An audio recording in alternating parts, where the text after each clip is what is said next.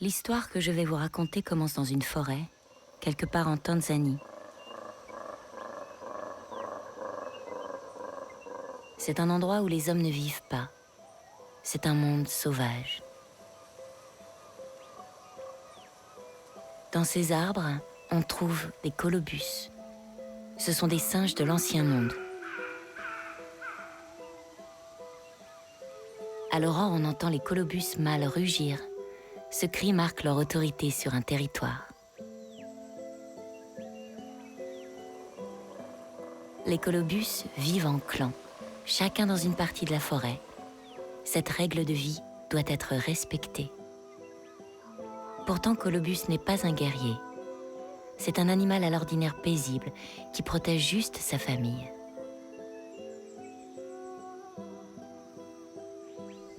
À vivre suspendu entre terre et ciel, on doit voir le monde différemment.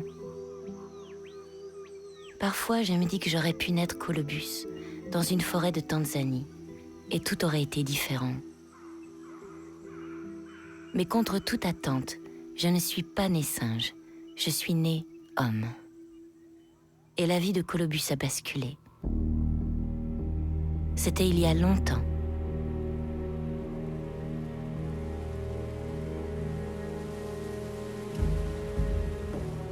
Un jour, Colobus et les siens ont eu un choc. Leur forêt avait disparu, remplacée par un champ de thé. Colobus n'avait jamais vu ça.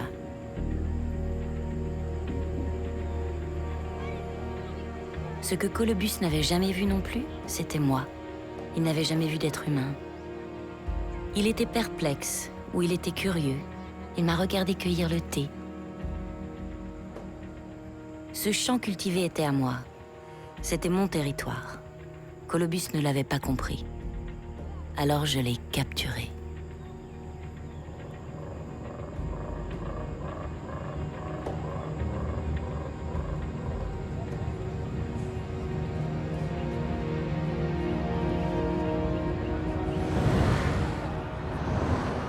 Colobus s'est retrouvé dans un autre monde, bien loin de sa forêt. Il a fait connaissance avec la civilisation. Je lui ai trouvé un rôle, il me divertit. Je ne peux rien en faire de plus. Après le lion ou l'éléphant, il deviendra peut-être lui aussi un héros documentaire ou publicitaire. Il a été chassé de ces terres, mais son image est avec moi.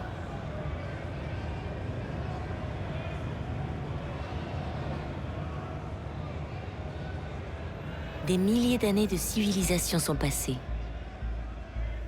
L'existence de ce monde sauvage nous fascine toujours. Comme si la nature était quelque part en nous, malgré le progrès. Cette fascination pour le monde vivant ne date pas d'hier. Elle remonte à l'origine même de l'humanité. Il y a 36 000 ans, sur les murs des grottes, les hommes préhistoriques peignaient des bisons, des lions, des chevaux sauvages. Ils en avaient peur, ils vivaient soumis à la nature.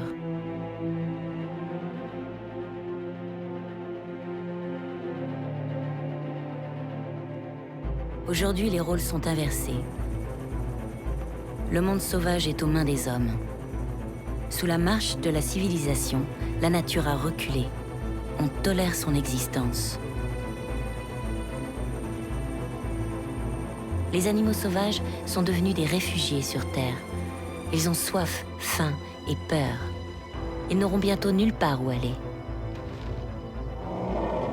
Ils disparaissent les uns après les autres. On les remplace par tout un monde domestique qui nourrit, qui sert. Un monde utile aux hommes. En 500 générations, soit à peine 10 000 ans, tout a été domestiqué, ou presque. L'agriculture a changé le visage de la Terre. Désormais, c'est autour de la génétique et de la chimie. 4 milliards d'années d'évolution avaient forgé la vie sur Terre. Progrès, épuisement, climat. En quelques centaines d'années seulement, l'espèce humaine a tout bouleversé. À ce rythme, à quoi ressemblera notre monde demain? Il est encore temps de réouvrir les yeux sur ce qui nous entoure. Voici l'histoire d'un voyage pour renouer avec notre Terre.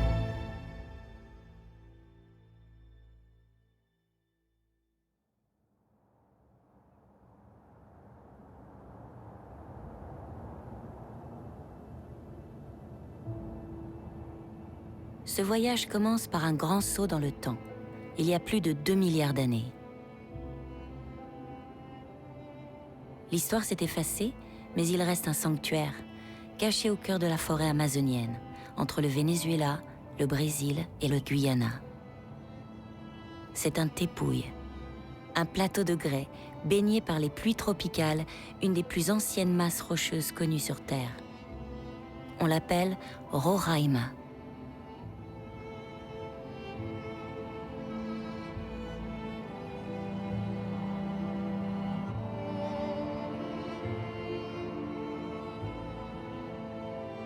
Roraima n'est pas une montagne ordinaire, c'est un messager du temps.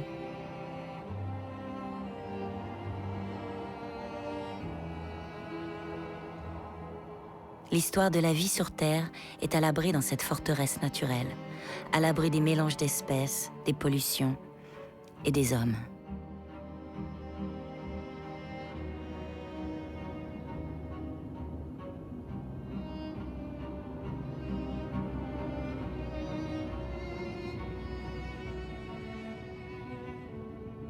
Quand on approche de Roraima, on voit la surface de la Terre comme à ses premiers jours. Le sol n'est pas fertile. C'est un monde de roches nues, lessivées d'eau et de scories, riches en minerais.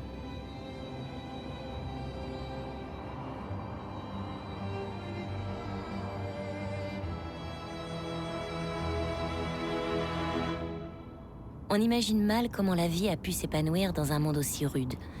Il faut s'approcher et observer attentivement pour comprendre. Sur ce plateau, on distingue une mince pellicule de vie très ancienne. Ce sont des lichens, des organismes nains, à moitié plantes, à moitié champignons. Les lichens sont des pionniers. Ils sont tenaces, endurants. Ils peuvent vivre en autarcie, sans racines dans le sol, se nourrissent de rien si ce n'est de carbone qui flotte dans l'air. Avec ce carbone, du soleil et de l'eau, les lichens ont produit un matelas pour la vie.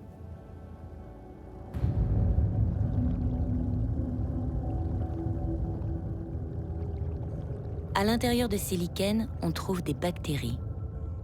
C'est l'unité de base du vivant, l'origine de tout.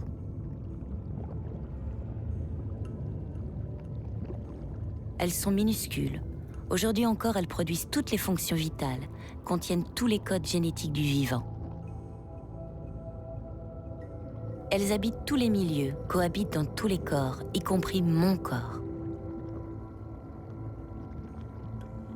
Mais à ce stade de l'histoire, ces bactéries colonisent surtout les algues vertes que l'on trouve dans les lichens. Ces algues sont de véritables boules d'énergie. Elles transforment le carbone avec la lumière du soleil. Ce qui est particulier dans le lichen, c'est ce qui suit.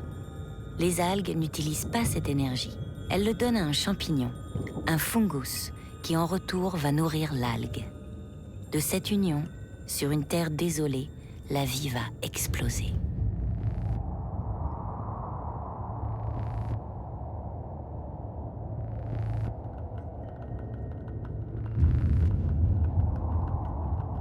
Les champignons sont apparus très tôt sur Terre. Pourtant, ce sont les grands oubliés de l'histoire naturelle. Leur règne est à part de celui des animaux et des plantes. Ils ne mangent pas, ils décomposent la matière. Ils n'ont pas de tête ou de branche, mais un réseau de filaments capable de proliférer avec acharnement, de muter, de changer de course.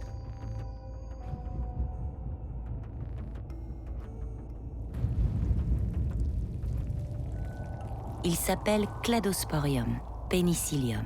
Ils sont indispensables à la décomposition organique, aux antibiotiques, aux ferments.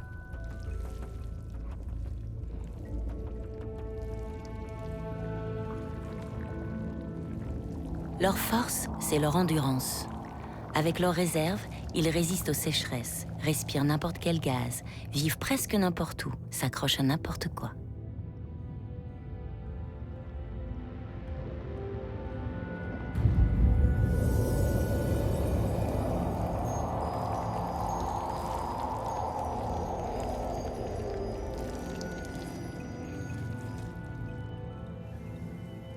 Ils ne se déplacent pas, mais utilisent le vent pour disperser leurs innombrables spores.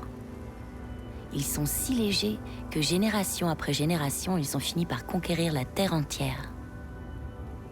Les bactéries, les champignons, les algues et les lichens ont fait naître le sol de la Terre. L'humus, le terreau fertile.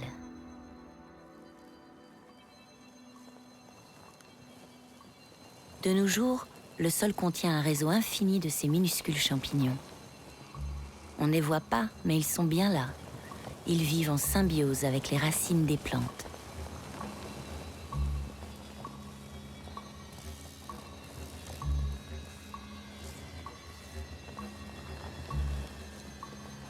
La solidarité cachée sous la terre est à la base d'un règne immense, le règne des plantes.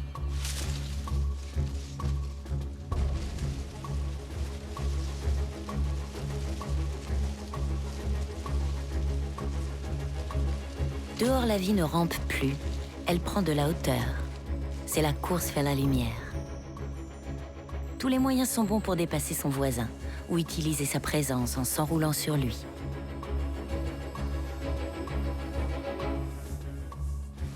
Il existe 300 000 plantes sur Terre. Toutes s'offrent au soleil par leurs feuilles. Cette course fait naître une canopée, un toit vert, si dense que bientôt le soleil n'atteint plus le sol. Alors, broméliacées et épiphytes gagnent les branches hautes, profitant de la pluie et du soleil. Les plantes grimpent à l'assaut des arbres, les chargeant de vie comme des tours de Babel.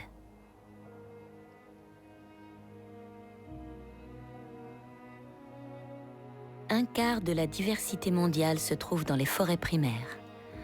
En Amazonie, on recense 16 000 espèces différentes d'arbres. C'est un nuage de vie en suspension à plus de 40 mètres de hauteur, percé de grands arbres, sorte de géants maladroits que leurs racines peinent à tenir droit. La forêt primaire est une merveille de la nature.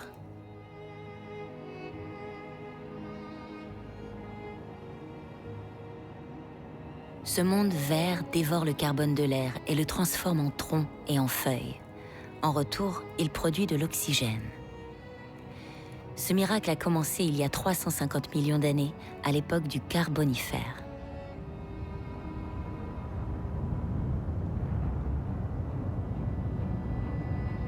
Par cette photosynthèse, la vie a influé sur le climat jusqu'à en faire un monde à part dans la galaxie du Soleil. La Terre est devenue une planète vivante. Rien, pourtant, dans ses origines ne permettait de le prévoir.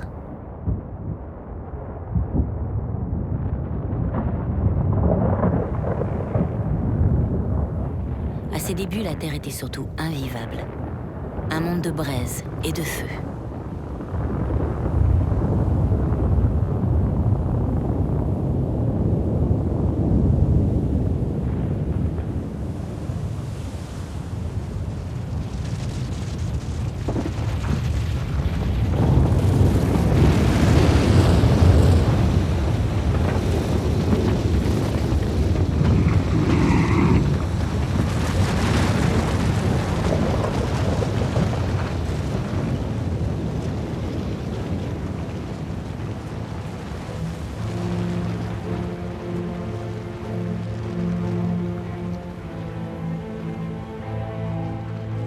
« 1500 volcans sont encore actifs de nos jours.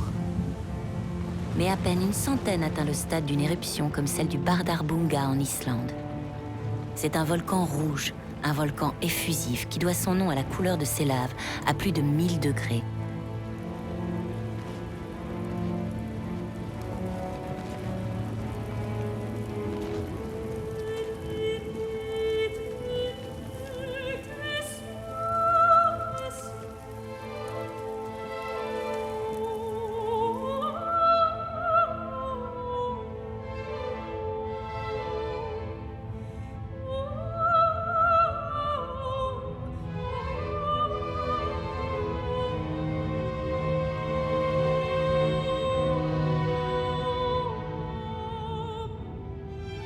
Les volcans soufflent toujours le chaud et leurs gaz carboniques chargent encore l'atmosphère de la planète. Leurs nuages de soufre font toujours écran au rayonnement solaire.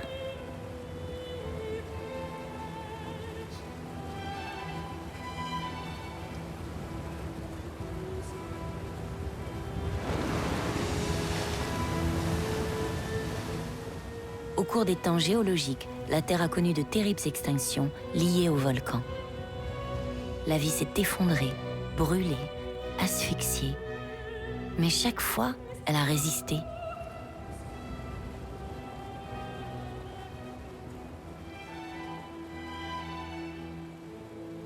Le secret de la vie sur Terre, c'est en fait l'océan. Il est le chaudron, le creuset de tout.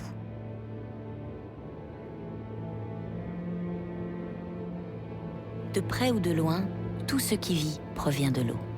Les algues ont donné les plantes, les crustacés les insectes et les poissons ont ouvert la voie aux vertébrés terrestres.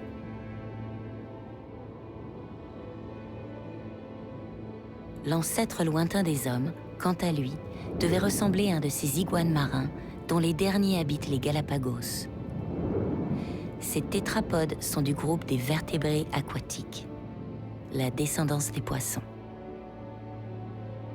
Tétrapode veut dire 4 pattes. Elles auraient servi à pagayer et un jour à marcher.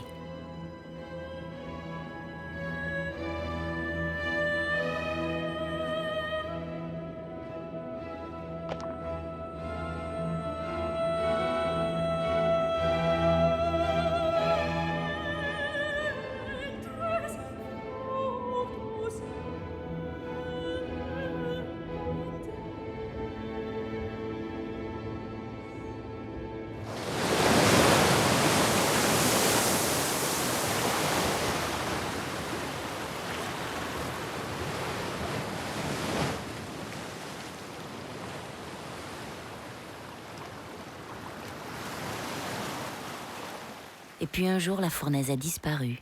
Les pluies n'étaient plus acides. Le climat était tempéré, l'atmosphère chargée en oxygène.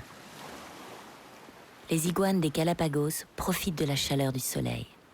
Ils perpétuent le chemin des animaux marins qui ont appris à respirer hors de l'eau. Chaque génération voyait ses organes évoluer. Certains ont gardé des branchies et des poumons à la fois. Cette mutation annonçait l'ère suivante, la conquête des terres.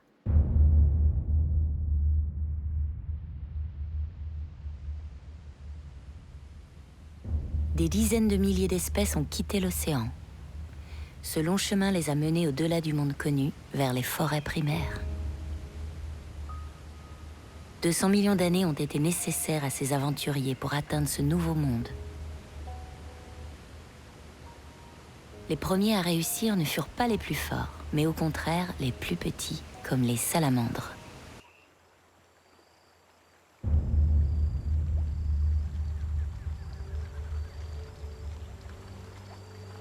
Un autre groupe de conquérants, très ancien, est celui des crocodiles.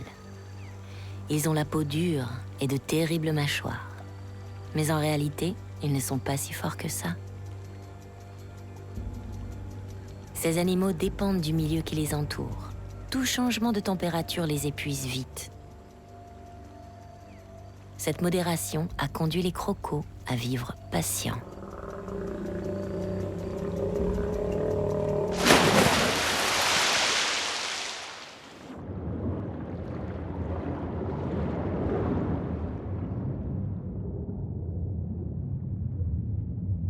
Cette patience a favorisé le camouflage et l'art de la dissimulation.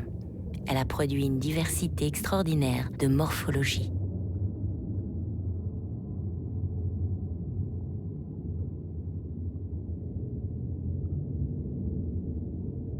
La tortue matamata vit dans les zones inondées de l'Amazonie. Elle est capable de retenir sa respiration de nombreuses heures, dissimulée en feuilles.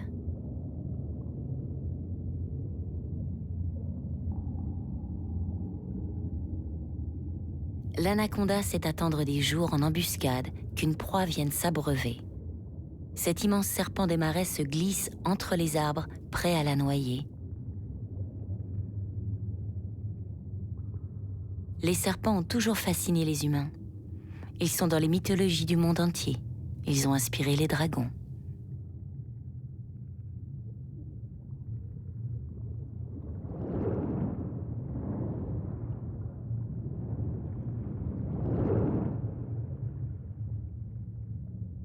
En Amazonie, ce marécage ne dure jamais longtemps Quand la pluie cesse, l'eau s'écoule vers les rivières et les animaux cherchent une autre zone inondée.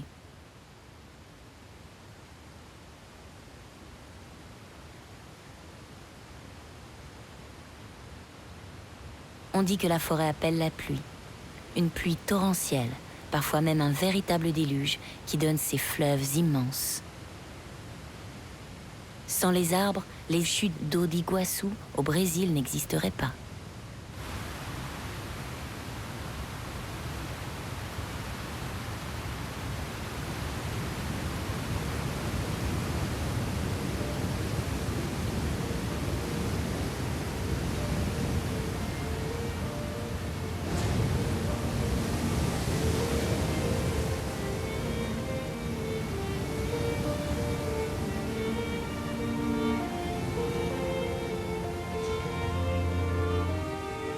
L'eau comme la vie ne s'arrête jamais en chemin.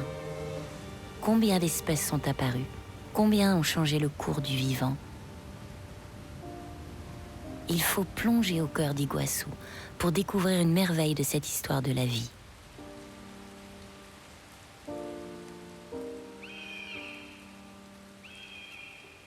Il y a 200 millions d'années, une espèce partageait un ancêtre commun avec la famille des crocodiles. Elle a quitté l'eau et s'est tournée vers le ciel. D'abord en devenant plus légère et plus agile. Sans doute les premiers se contentaient de progresser par bonds, les derniers ont fait le grand saut.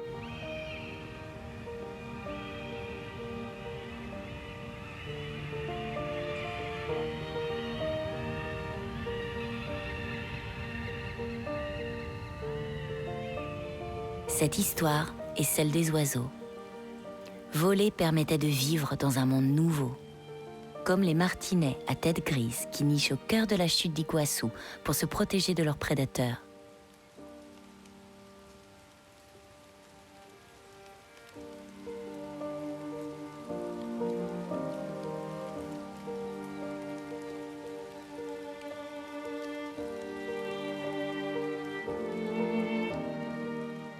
Il existe près de 10 000 espèces d'oiseaux. Ce sont les derniers dinosaures vivants de la planète.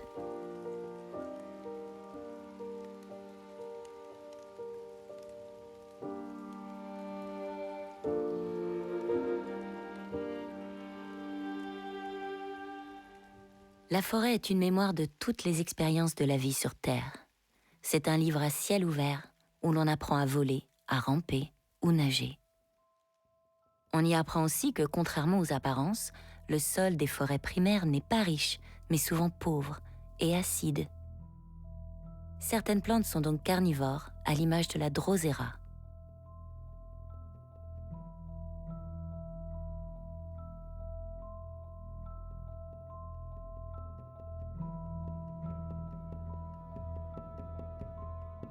La drosera se couvre de rosée pour piéger ses proies. C'est une ruse. Les insectes sont attirés par son odeur et même son aspect.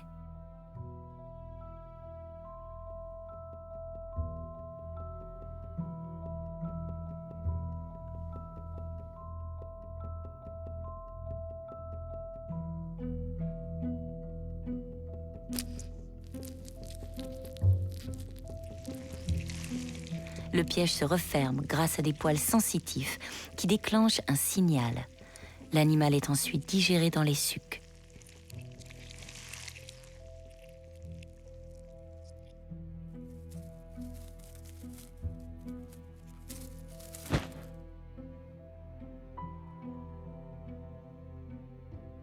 La dionée attrape-mouche prend entre 2 et 3 semaines pour digérer une proie.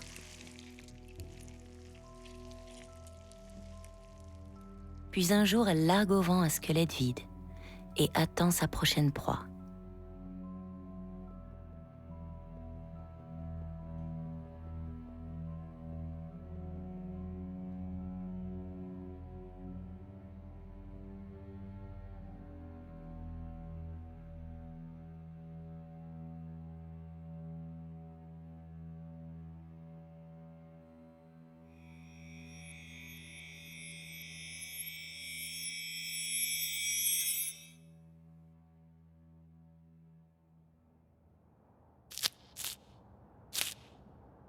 Mais pour se reproduire, il fallait une autre ruse aux plantes.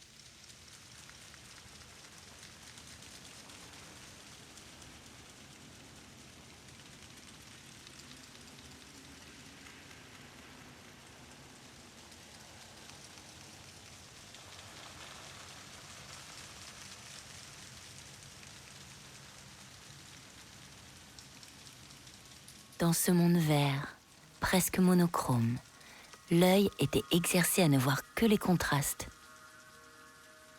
À mesure que la vision s'est perfectionnée, est arrivée une incroyable révolution, la révolution des couleurs.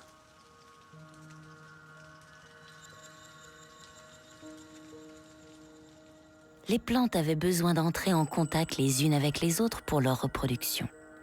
Comment faire quand on est enraciné ? Certaines plantes ont mis au point une stratégie inédite, la séduction. Les plantes se sont parées de couleurs vives. Elles ont émis des odeurs et des saveurs. Ainsi est née la fleur. Les fleurs avaient la tâche d'attirer ceux qui volent, rampent ou marchent, bref, de manipuler les butineurs pour les employer à leur insu. C'est la pollinisation. L'insecte, en butinant, déplace le pollen entre fleurs mâles et femelles. Et le tour est joué. Le vivant tirait parti une fois encore de l'alliance entre espèces. Mais plus encore que le papillon, la plus belle histoire d'amour entre une plante et un animal est sans doute celle du colibri. Cet oiseau se nourrit exclusivement de nectar des fleurs. Son bec, sa langue sont adaptés pour fouiller les pétales. Il existe plus de 300 espèces différentes de colibris, chacune adaptée à une forme de fleur.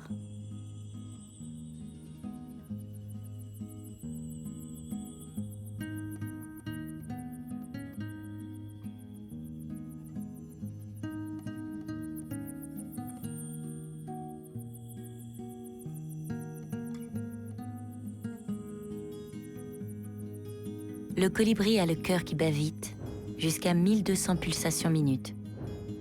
Tout vient du nectar de la fleur, si riche en énergie qu'il leur donne des performances uniques. Cet oiseau est un champion du mouvement, mais il ne faut pas s'y tromper, c'est la fleur qui commande.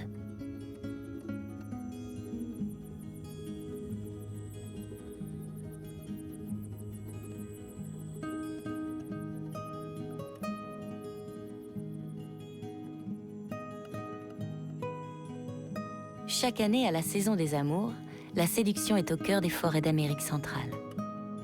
À ce jeu, la palme revient sans doute au colibri à spatule.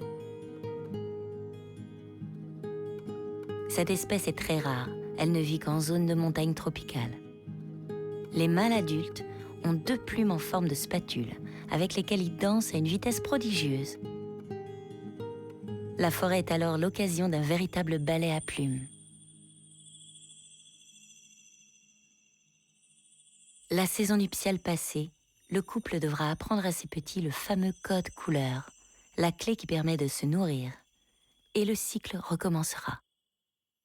En rien, quand d'autres travaillent dur, mais ces insectes sont bel et bien à l'origine de la vie en société, où chacun occupe une position et une fonction dans un groupe. La colonie devient alors un super-organisme, capable de survivre à des famines, capable même de décomposer des arbres entiers.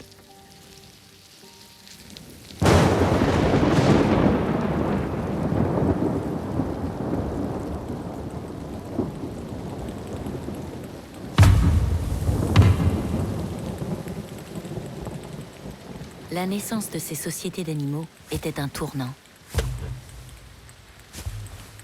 Elle marquait la fin d'une ère de solitude où chacun devait survivre, résister, s'accrocher à la vie tout seul. C'était il y a 200 millions d'années. C'est à ce moment que commence la saga des mammifères.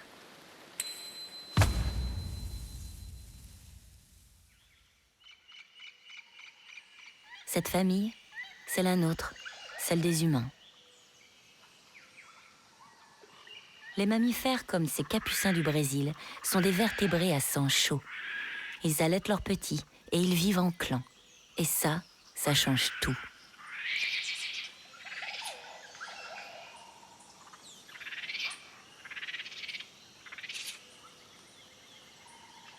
La vie de famille offre plein de perspectives inattendues, d'entraide et de jeu. C'est le temps d'un grand bond dans l'évolution. Le groupe favorise la culture et la transmission. L'ingéniosité et la curiosité mènent à l'invention des premiers outils.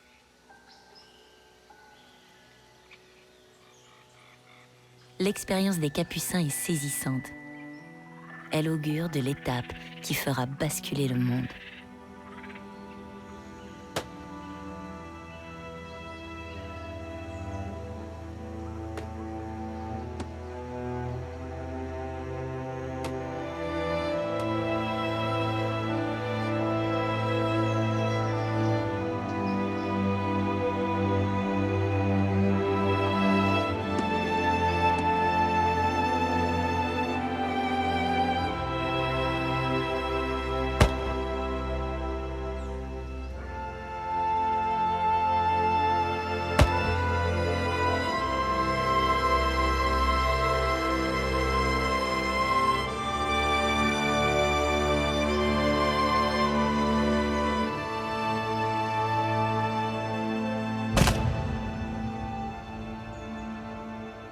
C'est bientôt le temps de l'homme.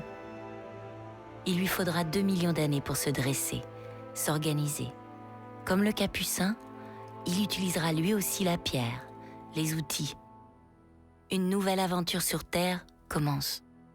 Il faut refermer le grand livre de la jungle et plonger dans le noir. Plus tard, grâce à cette conscience, l'homme imaginera la domestication, l'agriculture et l'élevage. Mais pour le moment, il doit encore sa survie à la chair animale. Il fallait se chauffer et se nourrir. On avait besoin des peaux pour se vêtir. Il fallait tuer des bêtes beaucoup plus grosses. Et il restait un mystère insoluble, la mort. Ce passage torturait les esprits des premiers hommes.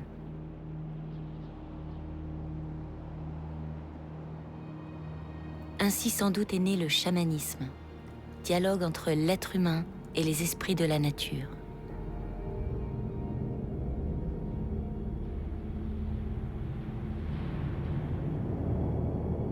C'est un arrangement avec notre conscience. La chasse devenait alors un échange. On négociait la mort des proies auprès des esprits de la forêt.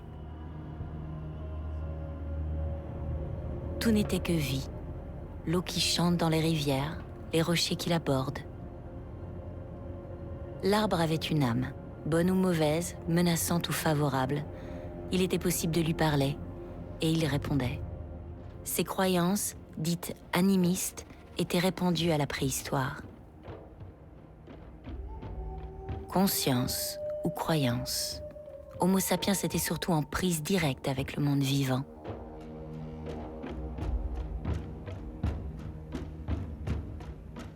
Très tôt, l'homme a coopéré avec des animaux pour chasser, en particulier avec le loup gris.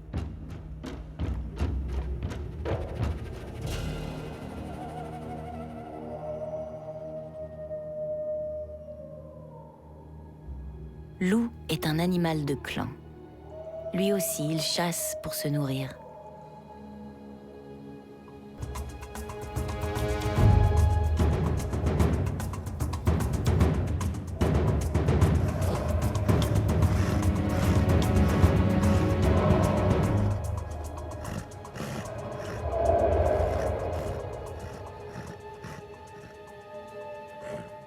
Il a fallu s'apprivoiser mutuellement, apprendre à se respecter.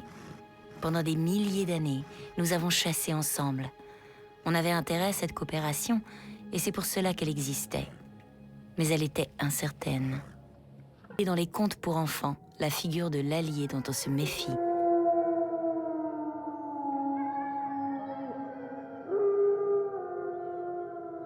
le loup sauvage est devenu un ennemi. Un autre animal était entré au service de l'homme.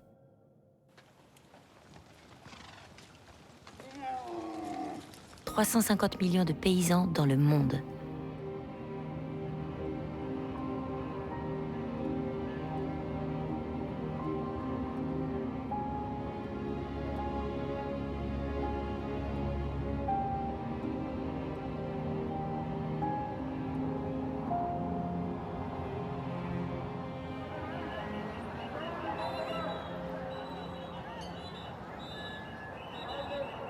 L'homme était l'éleveur, il était le maître aussi.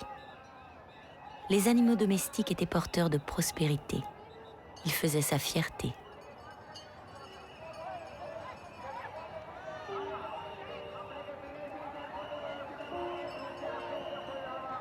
Ils se sont retrouvés projetés au cœur des croyances humaines, car l'homme se devait d'offrir à ses divinités ce qu'il avait de plus précieux. Les animaux sont devenus des offrandes.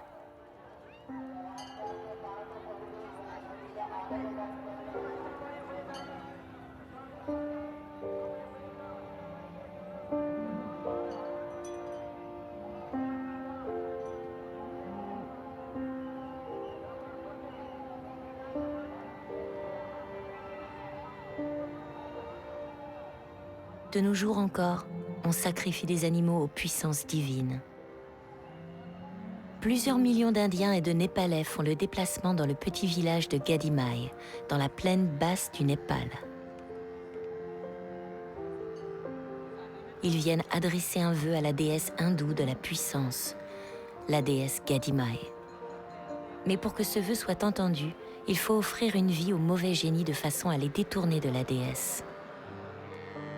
Pour ceux qui ont fait le voyage, l'animal qui va mourir était souvent la vraie, sinon l'unique richesse de la famille. Une mort pour une vie meilleure.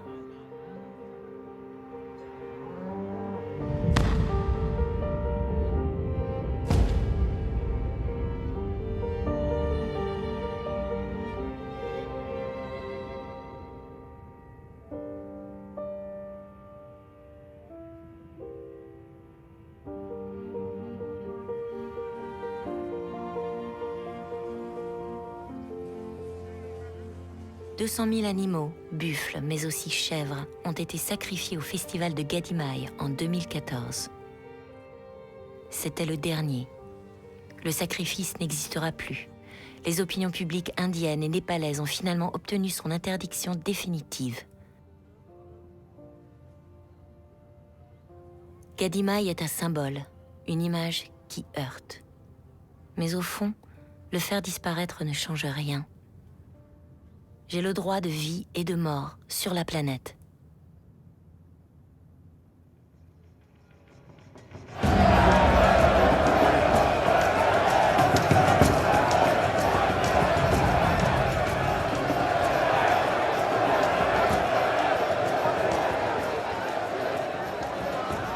L'humanité est capable de sacrifier la vie, mais aussi de la célébrer. Avec le printemps vient le temps des fêtes, qui rythment les périodes de disette et d'abondance. En Inde, chaque année, c'est la fête de la Holi, où l'on prie pour le retour de la terre fertile.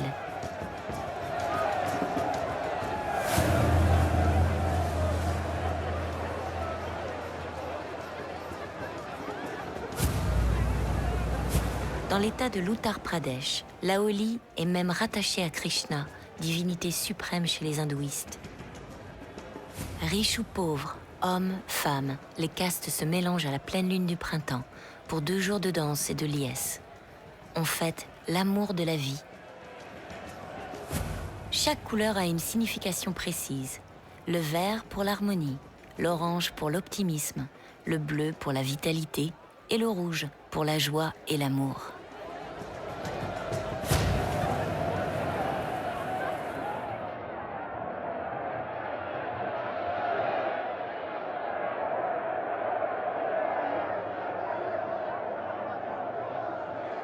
L'esprit des plantes et le chamanisme ont disparu.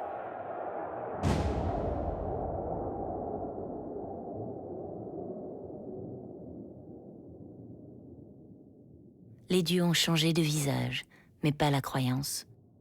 Le printemps reste un miracle de la planète Terre.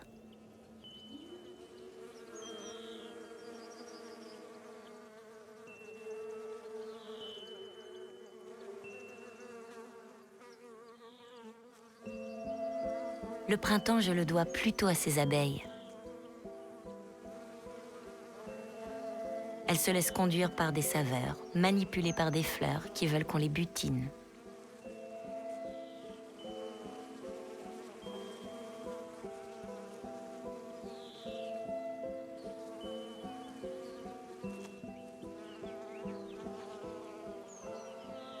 Dans une colonie, les éclaireuses parcourent le terrain et quand elles trouvent les bonnes fleurs, vont répandre la nouvelle aux autres.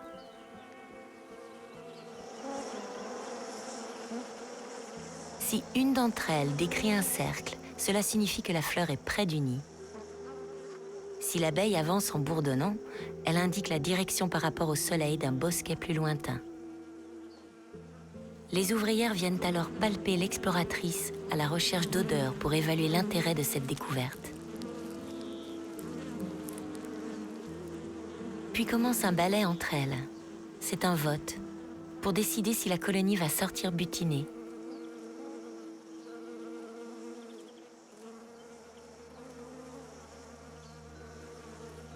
C'est là où j'interviens. Je fournis des fleurs aux abeilles, des millions de fleurs. En échange, elles pollinisent les arbres fruitiers comme ici les amandiers en Californie.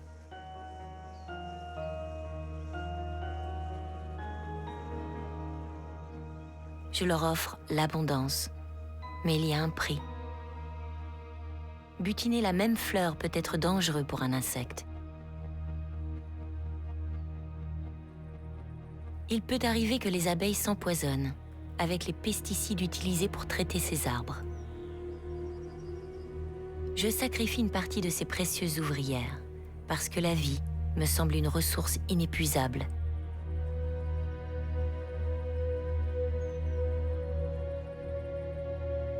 Chaque année, plus de 50 000 ruches sont importées par camion de tous les États-Unis. Cela représente près de 10 milliards d'abeilles. Elles restent quelques semaines, le temps de polliniser les arbres.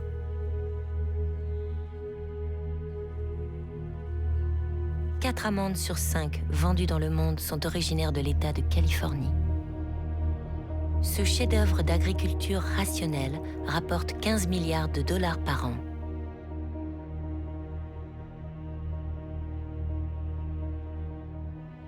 L'eau douce manque pour faire plus. Les 3/4 des réserves de la planète sont englouties par l'agriculture. Quand l'eau se fait trop rare, on arrache même les arbres. C'est plus rapide, plus rentable. La relation à la vie se transforme en profondeur. Elle n'est plus mystique, elle est devenue économique. Au nom du productivisme agricole, on peut beaucoup. Raser des montagnes, déplacer des fleuves.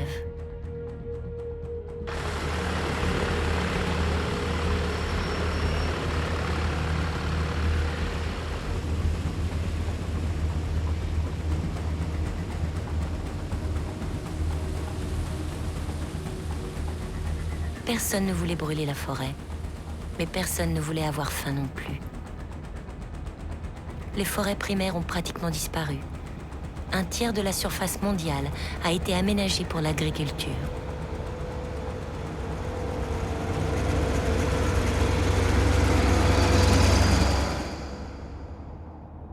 En 10 000 ans, le visage de la Terre a changé.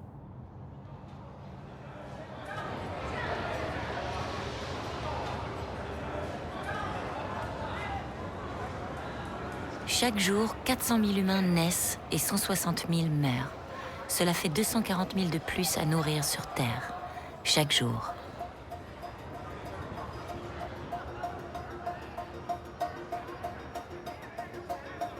La population mondiale a dépassé les 7 milliards d'individus. L'économie court après une perpétuelle croissance.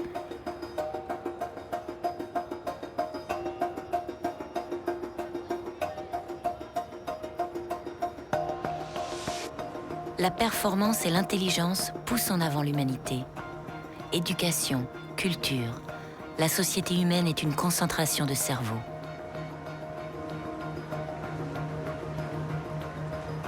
Et dans le même temps, un écart vertigineux se creuse entre l'homme et le monde vivant. Les villes des hommes sont toujours plus grandes, toujours plus fantastiques. Elles sont au centre d'un immense réseau vers lequel tout converge. Ce progrès change aussi le régime alimentaire. Aux sociétés riches, le riz, le blé ne suffisent plus. La demande en viande explose.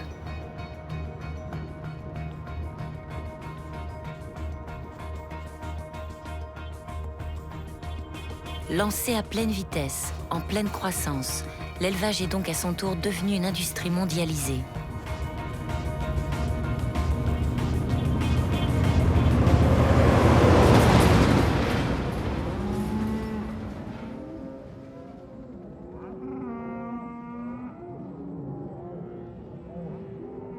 Les trois plus grands exportateurs sont l'Inde, le Brésil et l'Australie.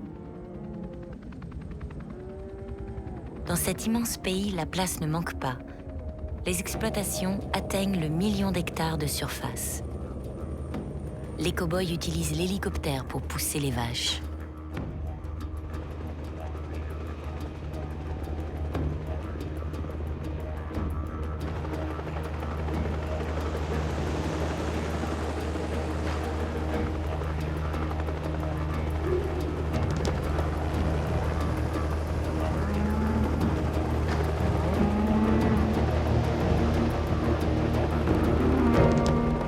Près de Darwin, dans les territoires du Nord, les ranchs possèdent couramment 50 000 têtes. Ces vaches sont sélectionnées pour leur résistance naturelle. Elles sont issues de croisements entre races Brahman et Angus, capables de vivre seules toute l'année.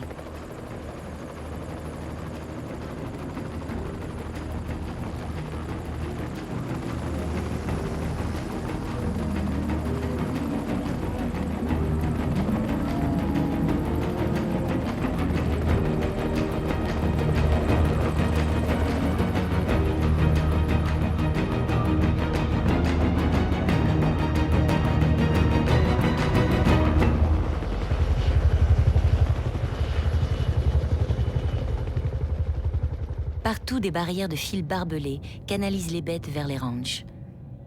Une fois par an, ces immenses troupeaux sont rassemblés, marqués et inspectés avant d'être vendus à l'exportation pour les marchés d'Asie et d'Europe.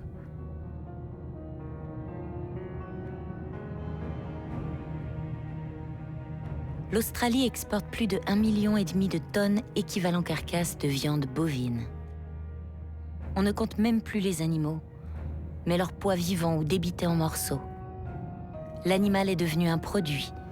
La vache est un produit.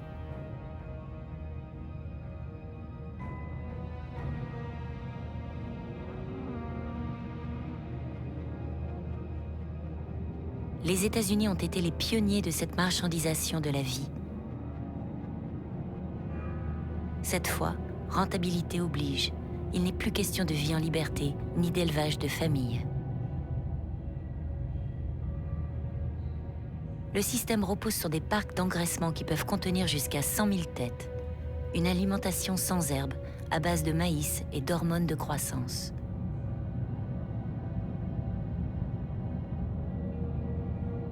Les bêtes sont même nourries aux farines animales, fabriquées à partir de carcasses d'animaux broyés. Ce cocktail de protéines force la croissance des bovins. On appelle ça l'élevage intensif. Ces bêtes sont nourries sous surveillance scientifique. Mais sur le fond, elles sont gavées pour produire plus de viande, plus vite, moins cher, pour le profit. Alors je ferme les yeux. La vache, mais aussi la chèvre, sont devenues des machines à synthétiser des matières premières. On injecte d'un côté de l'eau et du fourrage. Il en sort de l'autre 700 millions de tonnes de lait par an. L'animal est en souffrance, mais il faut produire plus et le marché achète moins cher. L'automatisation réduit les coûts de main-d'œuvre. Elle isole encore un peu plus l'homme des animaux. Je veux manger de la viande, mais je préfère ne pas voir qu'il faut tuer l'animal. Alors je ferme les yeux.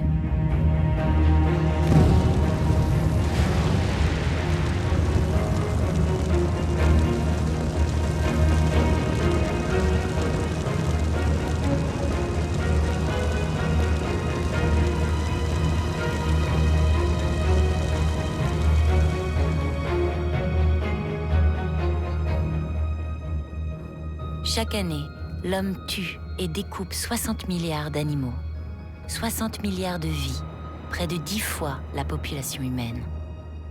En une seule année. Seuls les abattoirs industriels et les filières intensives peuvent suivre une demande en viande qui augmente sans cesse.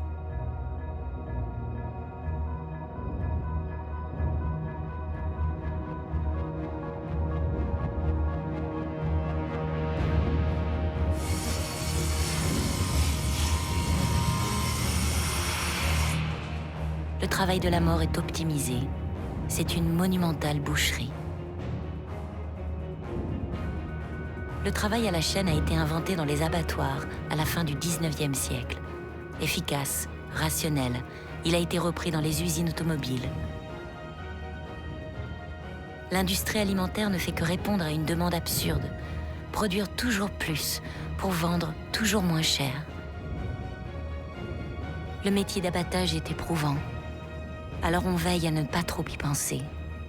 Le geste de chaque travailleur est coupé de la séquence qui pourrait lui donner sa signification. On ne donne plus la mort, on presse juste un bouton. On ne coupe pas un cochon, on en détache une pièce. Et au final, on ne mange plus vraiment des animaux.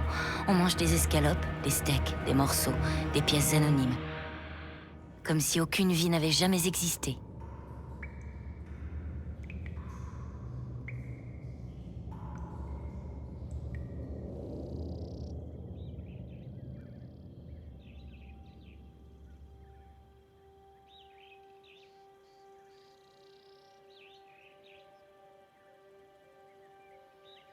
« 10 000 ans, cela représente seulement 500 générations d'hommes.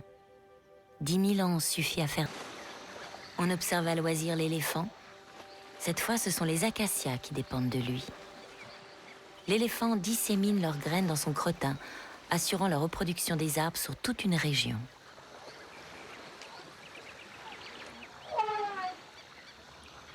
Okavango compte 200 000 éléphants. Ils vivent en clans, sous la direction des femelles les plus âgées, qui sont la mémoire des territoires et des saisons. Ces clans se consacrent toute la journée à la recherche de points d'eau et de nourriture. Avec leur défense en ivoire, ils écorcent les arbres et arrachent les racines pour s'en nourrir. Malgré les apparences, ces énormes pachydermes sont sensibles. Leur trompe peut soulever un tronc comme caresser, communiquer avec un autre membre du clan.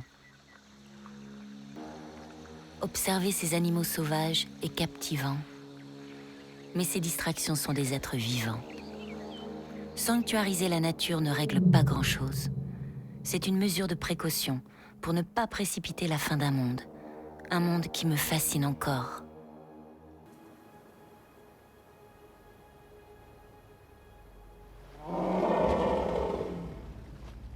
Sans doute mon histoire est liée à ces animaux, plus que je ne veux l'admettre. Elle réveille une mémoire, un fil invisible qui relie mon existence à tous les autres vivants. Je sais cela, mais je sais aussi que la place me manque.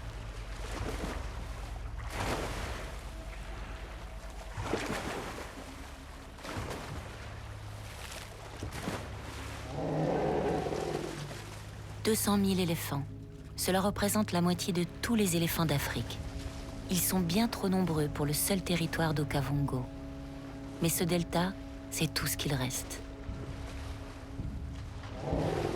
Alors ces animaux doivent apprendre à vivre comme des réfugiés.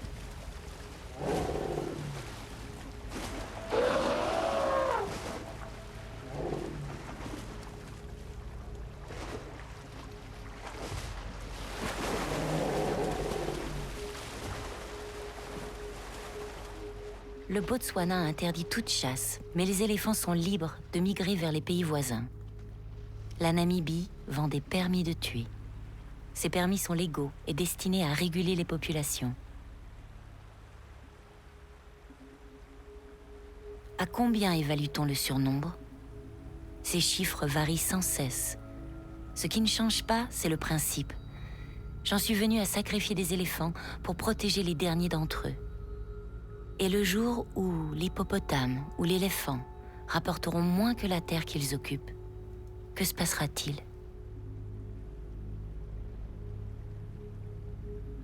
Le delta de l'Okavango n'est pas une terre déshéritée. C'est un delta luxuriant grâce à l'eau du fleuve. Cette même eau menace aujourd'hui la réserve. L'Angola et la Namibie, en amont sur le fleuve, en ont besoin pour irriguer un vaste projet de culture du riz. Si le projet aboutit, ce delta risque de devenir un désert. Et en même temps, comment ne pas comprendre les populations qui ont besoin d'eau pour leur culture? Peut-on choisir entre protéger des éléphants et nourrir des hommes?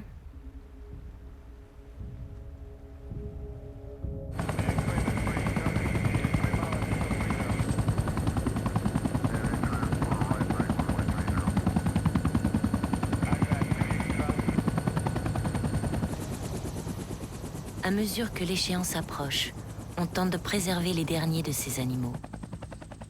Les réserves d'Afrique du Sud sont le dernier refuge des rhinocéros de la planète. Certaines réserves sont trop petites pour les accueillir ou fermes. Alors, il faut déplacer les animaux vers de nouveaux centres d'accueil. Un puissant sédatif immobilise les muscles du rhino. Il faut occulter ses yeux, étouffer ses oreilles. Ce géant pourrait mourir d'une crise cardiaque s'il réalisait qu'il va voler.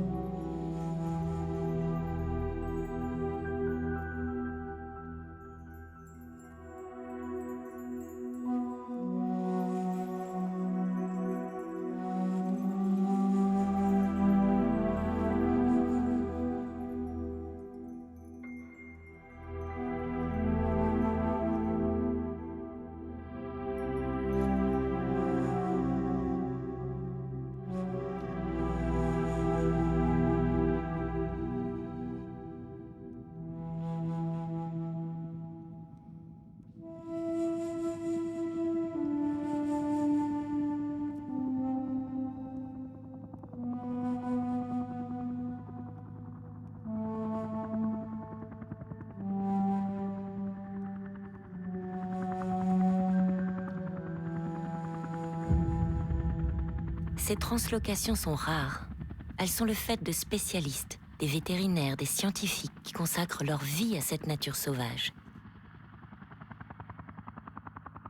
Je me suis fait la promesse de réussir, mais mes efforts sont dérisoires. Je lutte contre ce que j'ai créé moi-même. D'une main, je sauve, de l'autre, je massacre.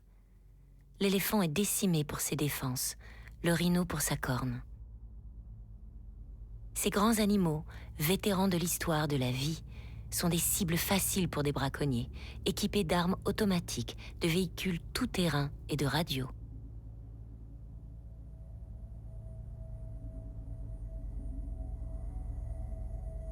Il ne reste plus que 20 000 rhinocéros dans le monde, pour la plupart en Afrique. L'espèce est protégée, on la croyait sauvée.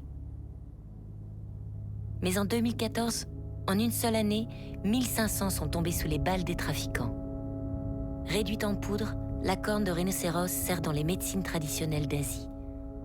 La demande est telle que les cours flambent. À 50 000 € par kilo, la corne de rhino vaut désormais plus cher que l'or. Moins il y aura d'éléphants, plus l'ivoire se vendra cher. Plus je tue, plus je gagne. Je spécule sur la rareté de la vie. La chasse de loisirs rapporte 200 millions de dollars par an en Afrique. Elle est organisée au nom de la régulation des espèces. Mais au fond, on tue pour le sport, pour la triste gloire des trophées. Tant que l'animal sauvage n'est pas reconnu en danger, il peut être tué et sa dépouille exhibée. À Denver, un entrepôt fédéral conserve les saisies d'animaux sur le territoire des États-Unis. Des milliers de bibelots, vêtements, accessoires, médicaments arrachés à un monde vivant. C'est un inventaire triste qui raconte la possession, la cruauté, la domination. 30 000 ans après Chauvet, Denver est une nouvelle grotte. Mais cette fois, ces murs me racontent une immense folie, la mienne.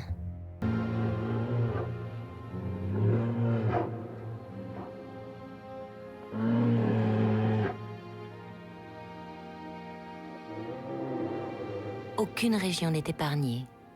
Même au nord, dans la région arctique, la vie est en sursis.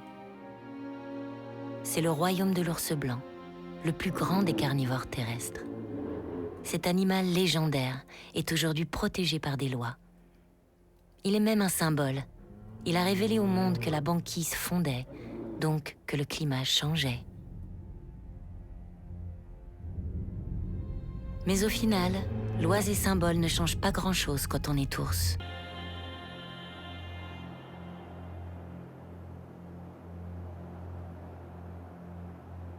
Les Nénètses avaient survécu au tsar et à la révolution russe.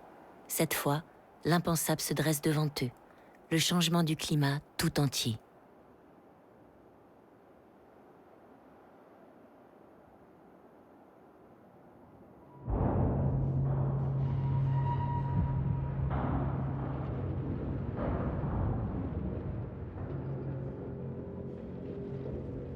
Les Nénètses voient leur royaume fondre d'année en année, et plus encore.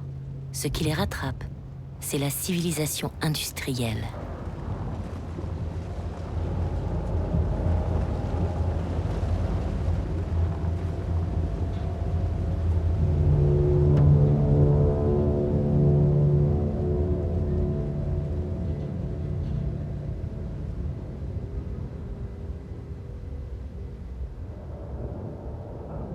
La marche du progrès est une machine que rien n'arrête. Elle est à l'image des brise-glaces nucléaires qui sillonnent l'Arctique. Quelles que soient les conditions, la Russie, championne de l'industrie lourde, ouvre la route à ses navires de commerce. Plus besoin de savoir lire le vent et la glace, on peut venir en Sibérie par tout temps.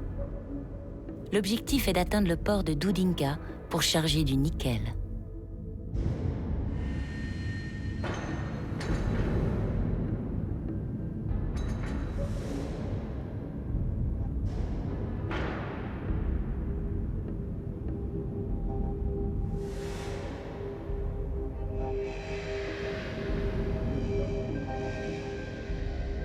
Ce minerai est rare sur Terre.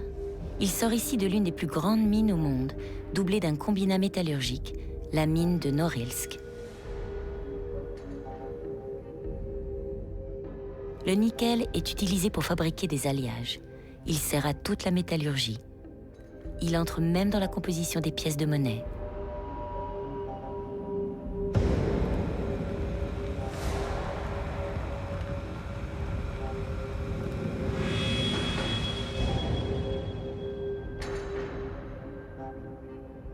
Le site est au-delà du cercle polaire. Il est plongé dans la nuit 4 mois sur 12.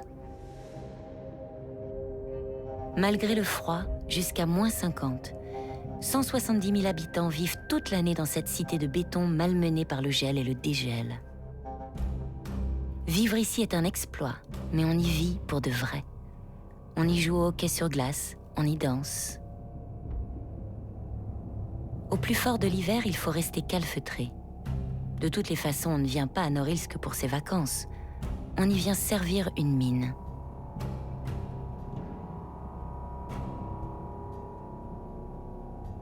Norilsk n'est qu'un rouage dans une immense machine. C'est la machine qui propulse l'humanité dans une course folle, mais aussi une course grandiose. Quitte à empoisonner la planète entière.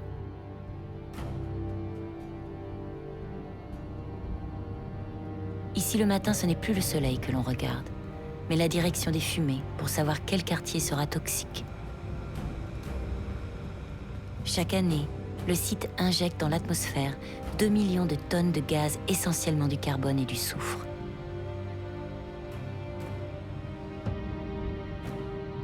Ces rejets, comme ceux de milliers d'usines dans le monde, feront le tour de la planète par les vents et les courants. 50 000 molécules de synthèse ont été fabriquées en un siècle.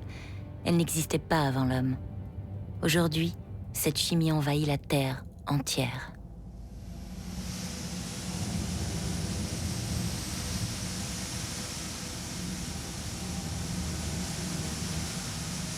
Que respire cet homme, à peine protégé par son chiffon?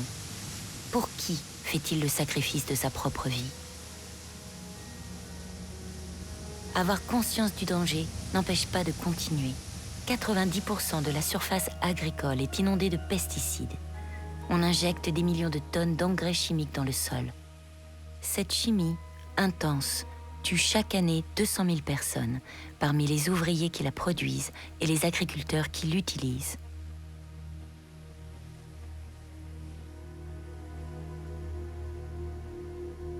Les polluants sont partout, dans les tissus vivants des plantes et des animaux, et maintenant des humains. Ils remontent simplement la chaîne alimentaire.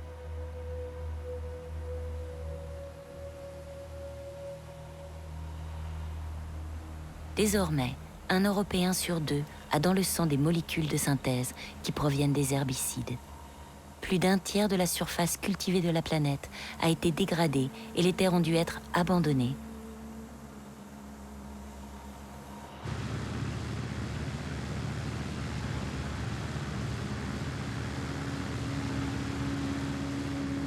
Cette chimie n'était pas à l'origine destinée à menacer l'homme ni à détruire la vie. Elle cherchait au contraire à l'améliorer. Mais le recul manque pour distinguer le progrès du danger.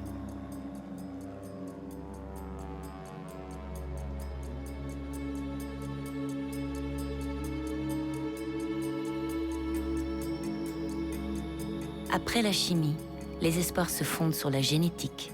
Le rêve est là, à portée de main. Faire pousser des plantes partout, peut-être même en finir avec la faim dans le monde, grâce aux organismes génétiquement modifiés.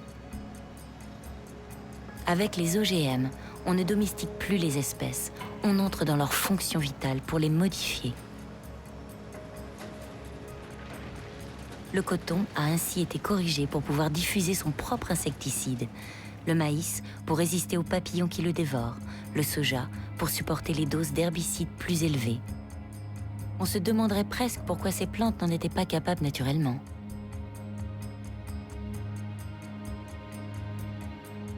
Les cultures OGM se sont répandues comme une traînée de poudre. Elles sont désormais légales dans 29 pays. Le doute existe quant à leur danger pour la santé. Pourtant, le monde entier mange OGM sans le savoir. Les OGM servent de nourriture à l'élevage intensif. Le bœuf est désormais un produit du soja ou un produit dérivé du maïs. Les OGM n'ont pas résolu le problème de la faim dans le monde. Les semences sont brevetées, non reproductibles. Elles ne servent qu'une fois et après, il faut les racheter. Je me demande où finira cette marche forcée que j'impose aux vivants, au nom du seul profit.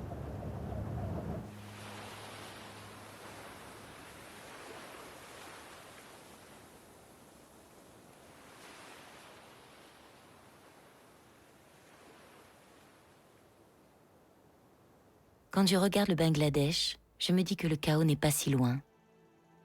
Dans ces plaines nourries par le Gange et le Brahmapoutre, on cultive toujours à la main, selon des méthodes séculaires. Les rendements sont bas, les récoltes aléatoires. Il faut se plier aux caprices du fleuve, composer avec les marées et la mousson.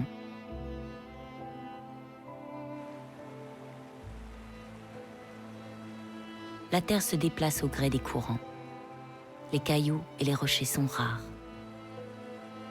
Sans cesse, il faut reconstruire les digues, migrer vers de nouveaux îlots de sable pour installer maisons et écoles. On vit de peu de pêche et d'agriculture de subsistance. Tout vient du fleuve.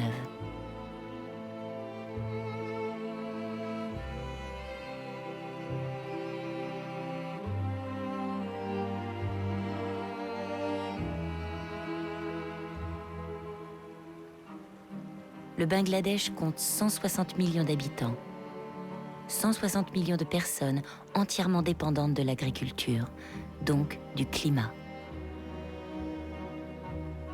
On ne voit pas bien encore, mais un changement de climat fera tout disparaître. Les terres basses seront rapidement submergées par l'océan, les nappes d'eau polluées et toute vie humaine chassée de ces terres.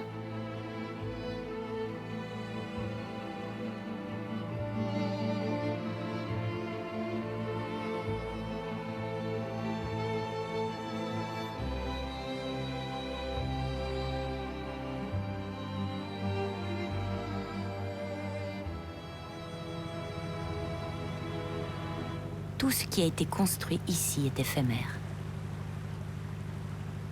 Dhaka, la capitale du pays, atteint une des plus fortes densités au monde, plus de 40 000 habitants par kilomètre carré.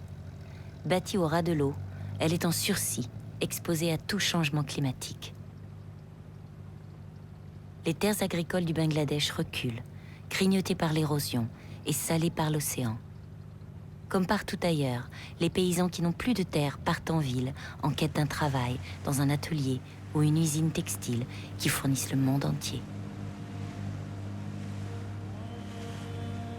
Le Bangladesh est pris lui aussi dans les rouages de cette planète devenue industrielle et qui provoque ce dérèglement climatique.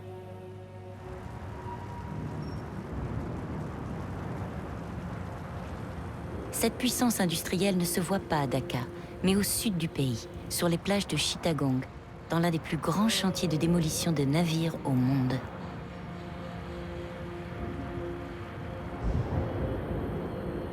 Chittagong est une vision. On dirait la mondialisation échouée. Ces cargos, ces tankers, battent pavillon de toutes les nations. Ils servaient le commerce international. Devenus inutiles, ils semblent abandonnés.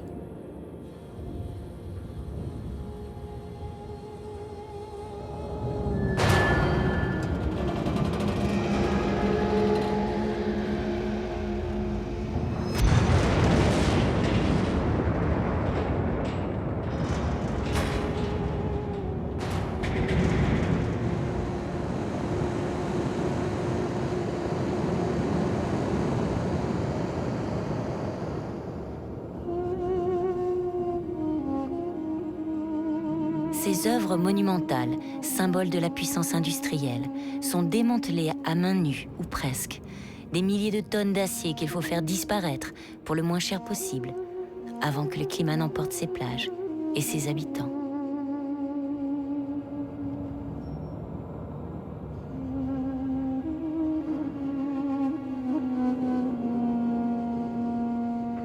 Comment des humanités aussi différentes coexistent sur Terre ? Comment la chimie des uns transforme la vie des autres? Comment on a faim ici et pas là-bas?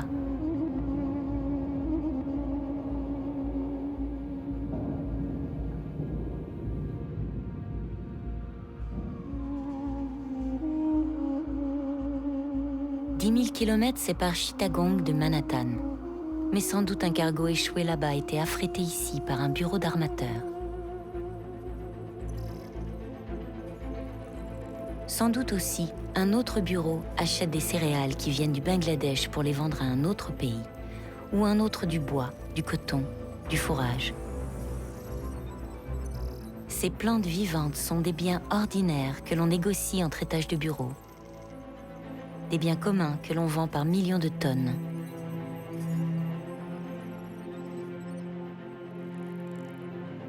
Dans un autre building, on pratique peut-être le commerce de la terre agricole. Cédé par millions d'hectares avec ses lichens, ses racines et tous ses vivants invisibles. Mais un téléphone ici, dans cette ville, peut aussi ordonner la protection d'une forêt ou la sauvegarde d'une espèce. Un bureau travaille sans doute déjà, ici, à éviter la faim dans le monde.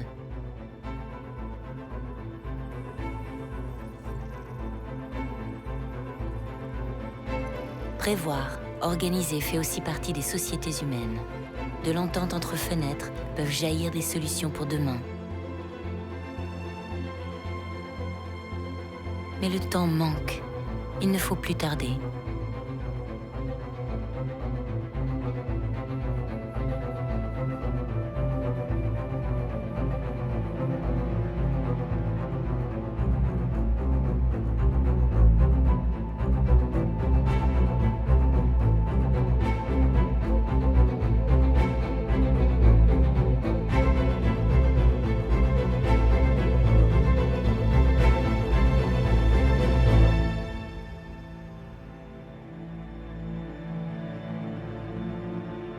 En 40 ans, la moitié des animaux sauvages a disparu.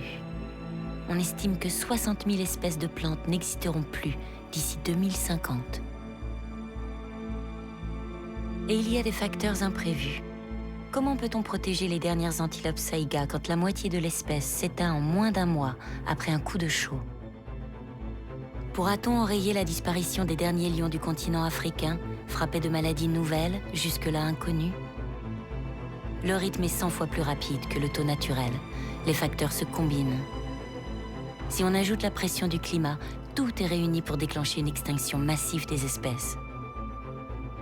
Comment ne pas craindre qu'après les animaux, les plantes, les autres vivants, le prochain sur la liste ne soit pas l'homme lui-même?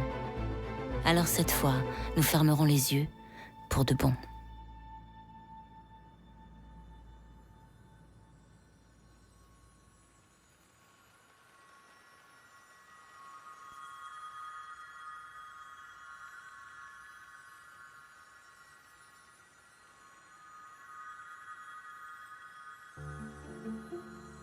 Parfois, les étourneaux se réunissent en d'immenses groupes et volent en formation.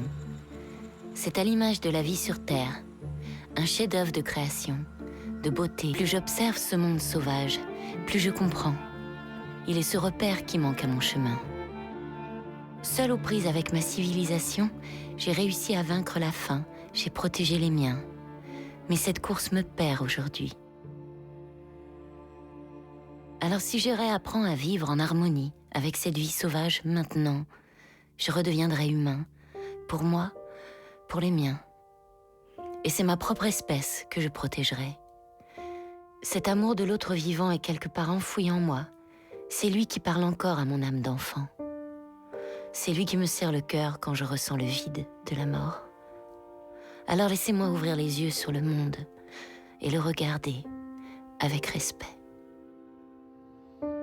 All around me are familiar faces, worn out places, worn out faces, bright and early for the daily races, going nowhere, going nowhere.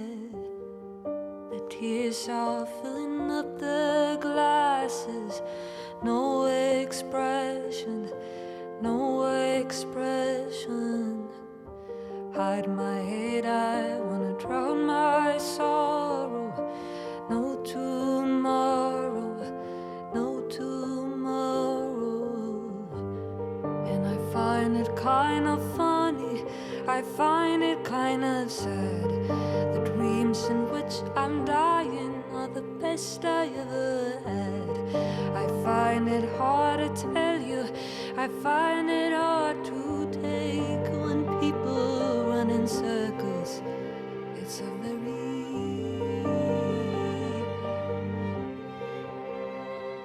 mad world.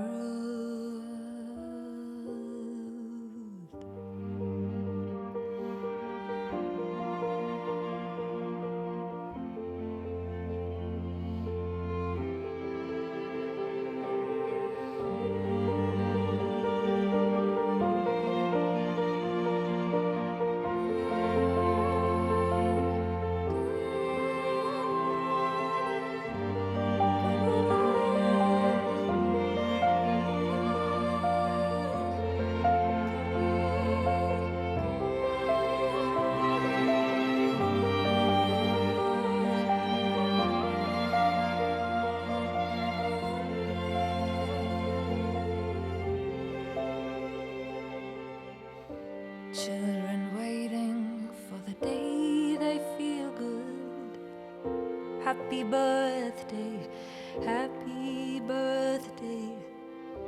And to feel the way that every child should sit and listen, sit and listen. Went to school and I was very nervous. No one knew me, no one knew me. Hello teacher, tell me what is my lesson. And she looked right through me, looked right through me.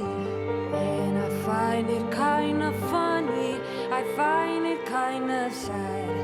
The dreams in which I'm dying are the best I ever had. I find it hard to tell you, I find it hard to take. When people run in circles, it's a very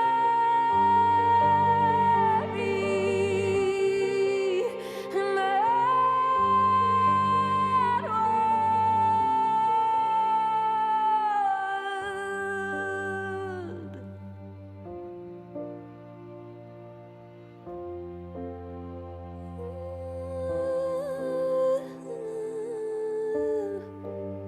It's a